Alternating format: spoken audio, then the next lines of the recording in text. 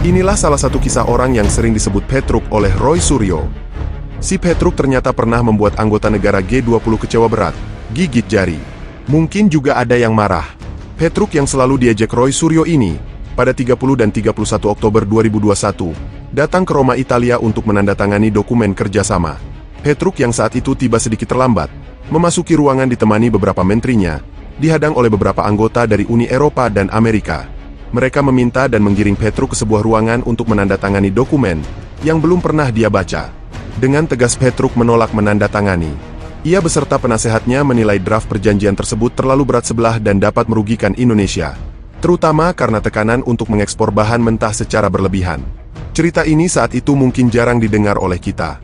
Tapi beberapa menteri yang ikut ke Roma membenarkan kejadian tersebut. Hingga pada Desember 2021, Petruk yang dibenci oleh Roy Suryo CS ini menceritakan sendiri kejadiannya. Kesepakatan itu akan memaksa Indonesia mengekspor komoditas mentah seperti nikel, bauksit, tembaga, dan timah. Kemarin kita di G20,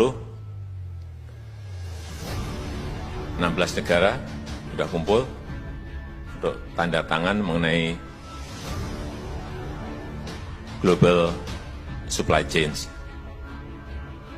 Akhirnya, wah bagus ini kita ikut. Begitu baca, waduh ini kita disuruh ekspor bahan mentah lagi ini. Begitu mau masuk ke ruangan, enggak. Kita enggak ikut. Pemerintah Indonesia yang memang tak ingin lagi bahan mentahnya diekspor dan dihabiskan demi kepentingan negara lain, jelas menolaknya.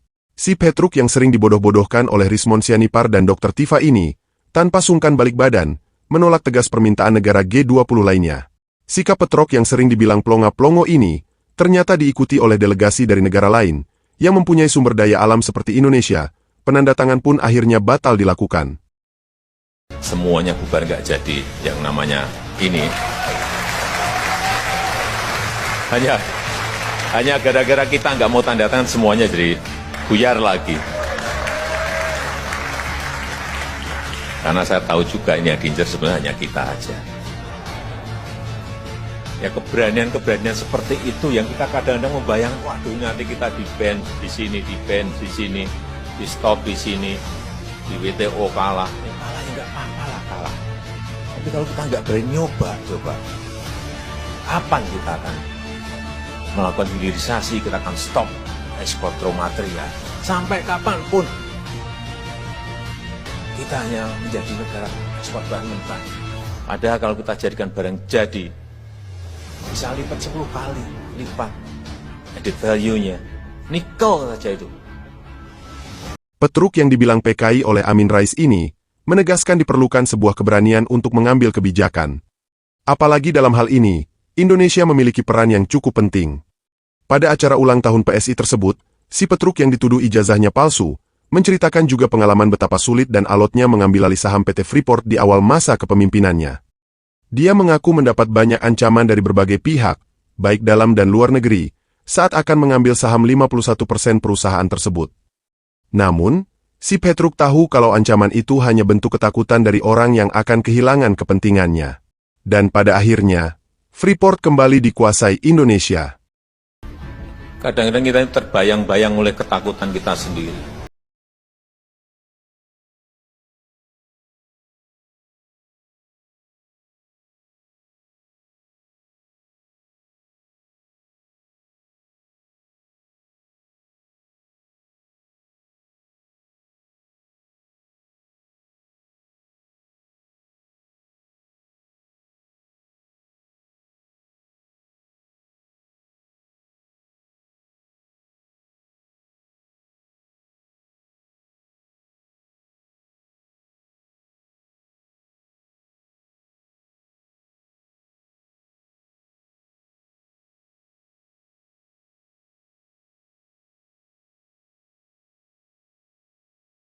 Belum maju.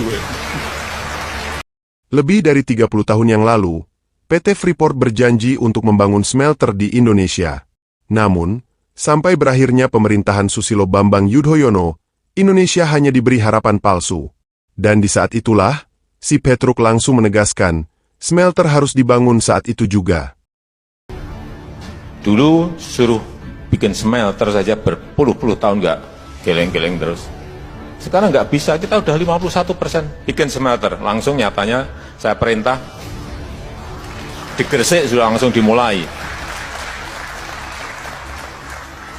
Karena memang pemiliknya kita sekarang. Meski sering disebut bodoh, penipu, tidak tegas, dan wajah ndeso, ternyata terbalik dengan kenyataannya. Si Petruk yang satu ini bukan tokoh yang penakut seperti di pewayangan. Dengan berkeyakinan bahwa yang dilakukannya untuk kesejahteraan rakyat, dia tak mundur oleh ancaman dan hinaan dari para pembenci, elit politik culas, dan mafia yang menguasai proyek strategis. Walau bukan ketua partai, yang mempunyai banyak simpatisan, dia tak gentar seandainya kebijakannya ini tak mendapat dukungan.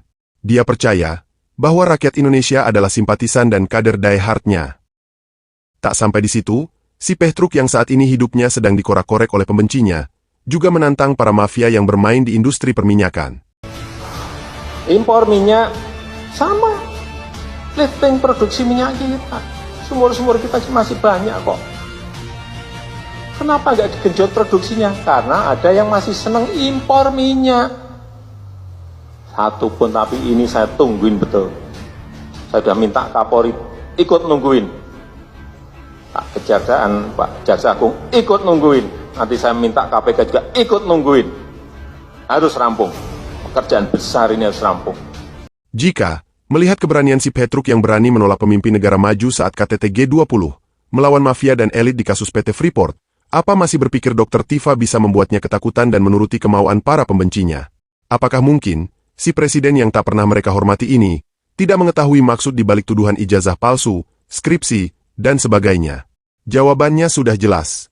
Si Petruk yang sering dibilang tolol oleh Rocky Gerung ini bukanlah lawan yang sebanding buat para pengaku peneliti dan pendukungnya. Jika si Petruk ini ingin mengalahkan mereka dengan cepat, itu sangat bisa. Tapi bukan itu yang diinginkannya.